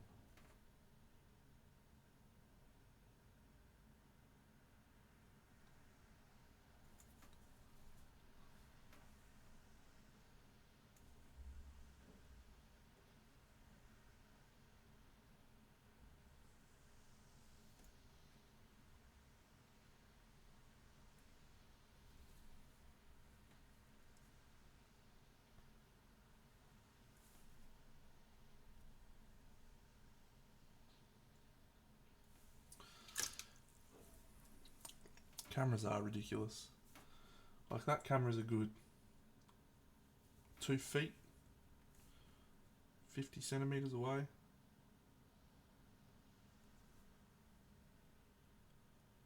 From this model.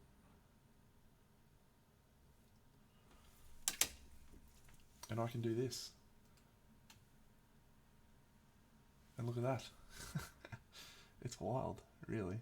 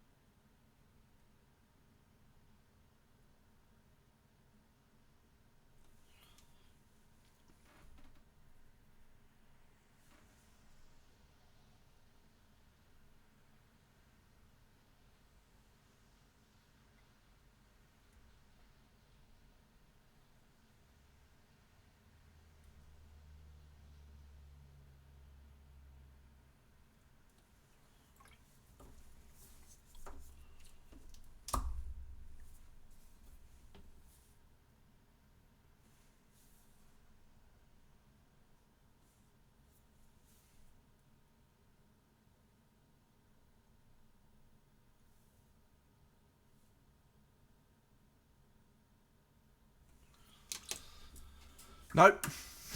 I don't worry about that at all.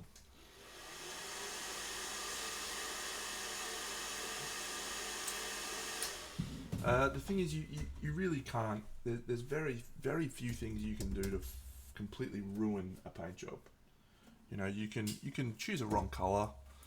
Sometimes it doesn't look as good as you'd hoped, but it's always just a learning experience. And when someone has painted as many models as I have, I've got a laundry list of ones that are bad paint jobs, bad color choices, bad decisions around that process. But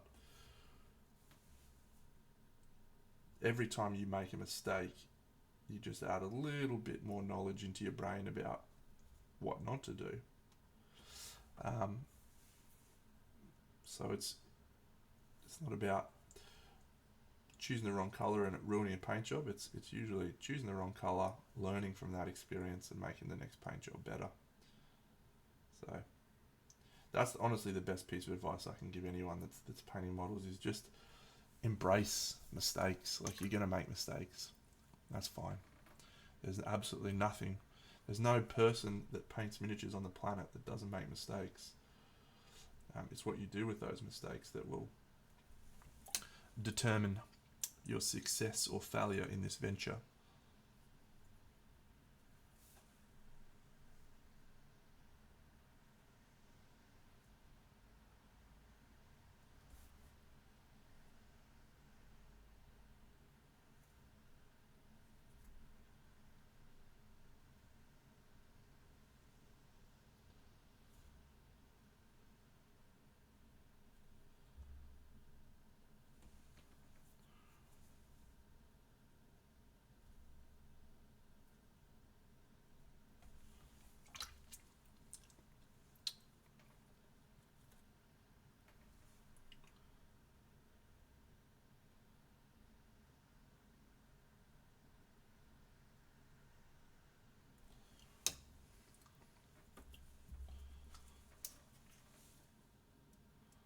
Where are we at? 2 hours for 3 models. It's a little slower than I would have liked, but I've actually enjoyed these models a fair bit, so I think that's okay.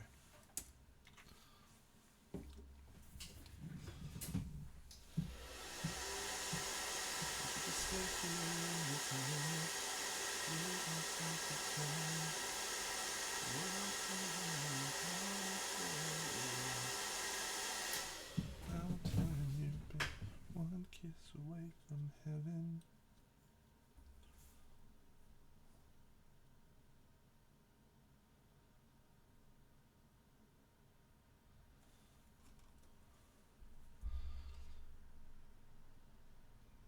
Yeah, they're fine.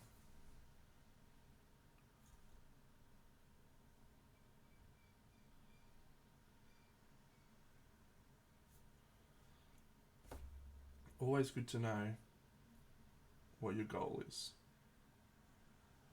My goal is to paint these so they look cool. And they do.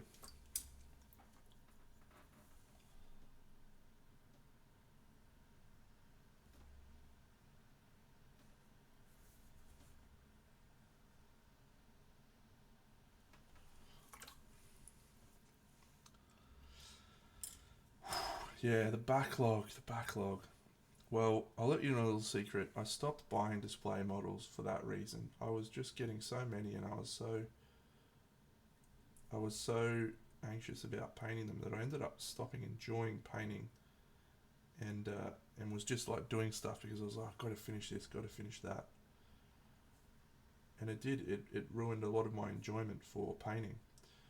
Whereas now, I think I've got about 20 models up there in my backlog, and I haven't bought a display model for a while.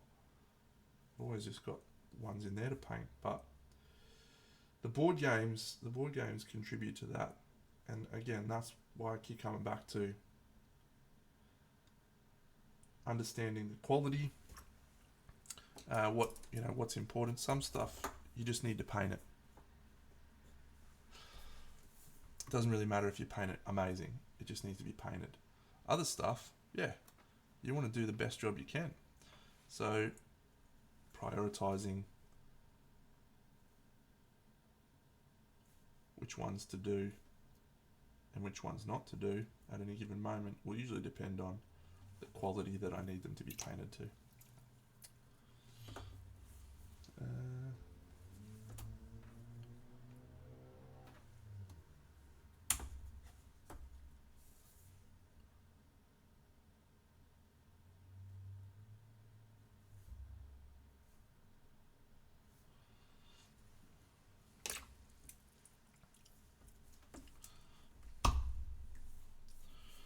Alrighty, we're just going to do a little snakebite leather from below, and then we'll see how that's looking.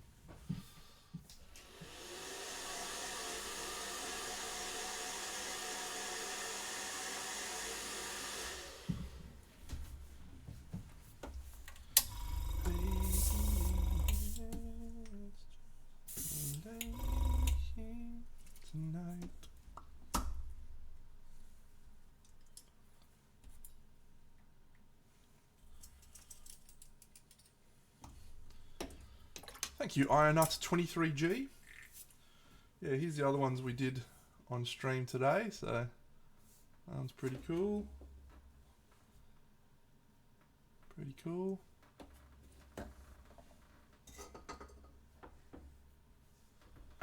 And just in case you haven't seen any of my stuff before, here's a little diorama that I did not long ago. It's all done on stream too.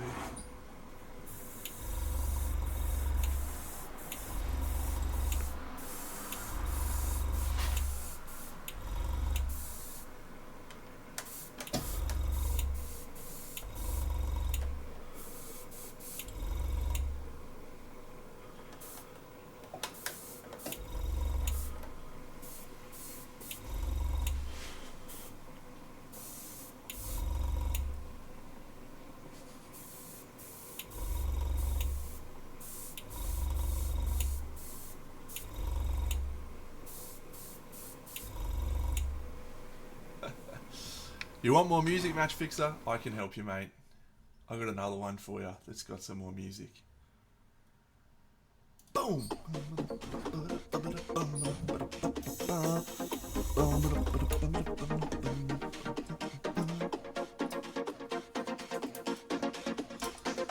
Good times.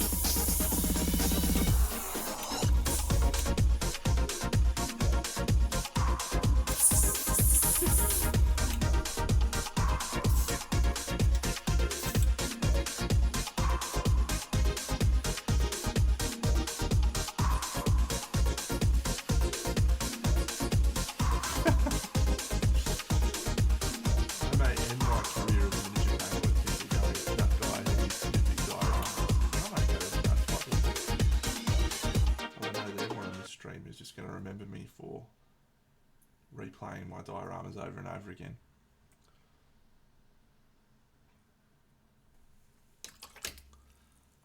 Thank you.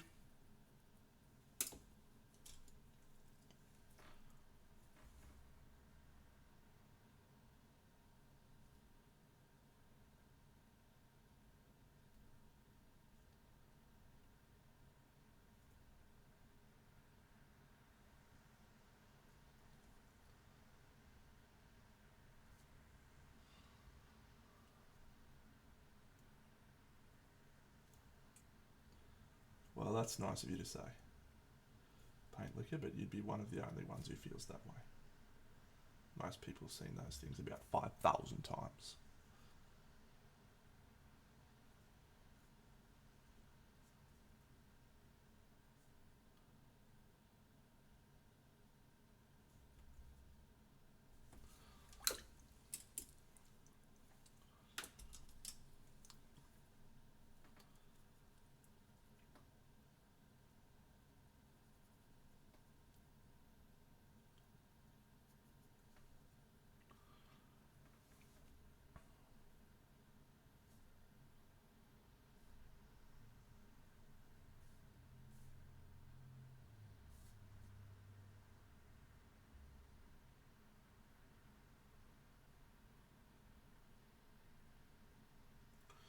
Alright, so let's talk about tomorrow.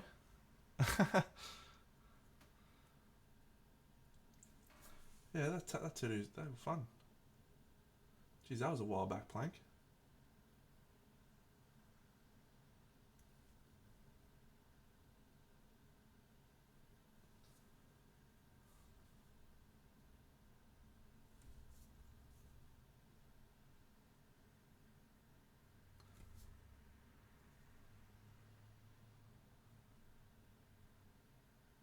What are we coming up on now?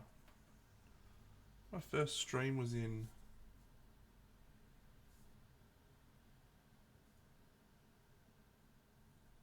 Feb 2020 or 2021. One of those two. So we're coming up on 4 years. 4 years streaming.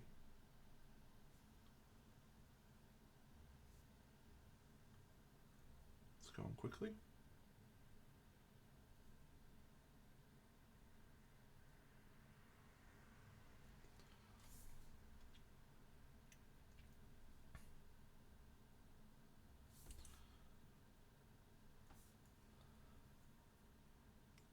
not very focused on growing my stream presence. Just focused on having a good time. So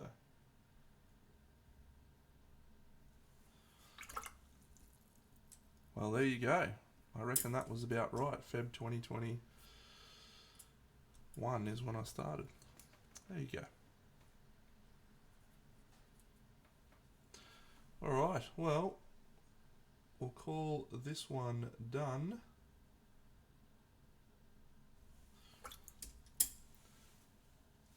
Check out the 3 that we did today, and I'll show you the ones we're going to paint tomorrow. They're all pretty cool. They all look pretty cool. They all look like they're from the same universe, which is the key. Yeah, very much so. 2 other little people to do tomorrow. This guy's called the Immortal Truth Bearer. So we're going to have to dive deep into the vaults and see if we can find one where I painted that guy, because I've already got a version of him that I'll have to try and match. And this one is called the Lunar Lander.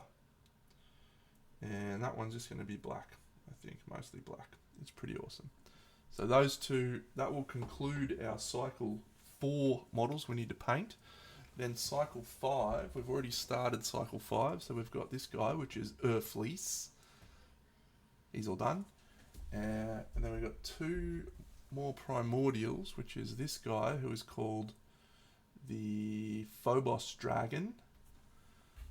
And then this guy, who is called the Metacutos or something like that. I can't really remember.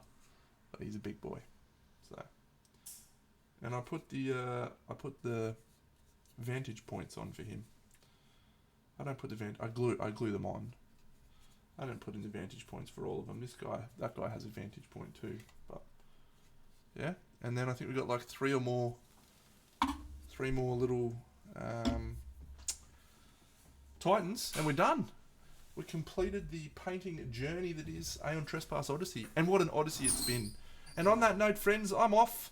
I'll catch you all tomorrow night, usual time, 7ish, and we'll be painting some more Aeon Trespass Odyssey. I'll catch you all then. Peace out.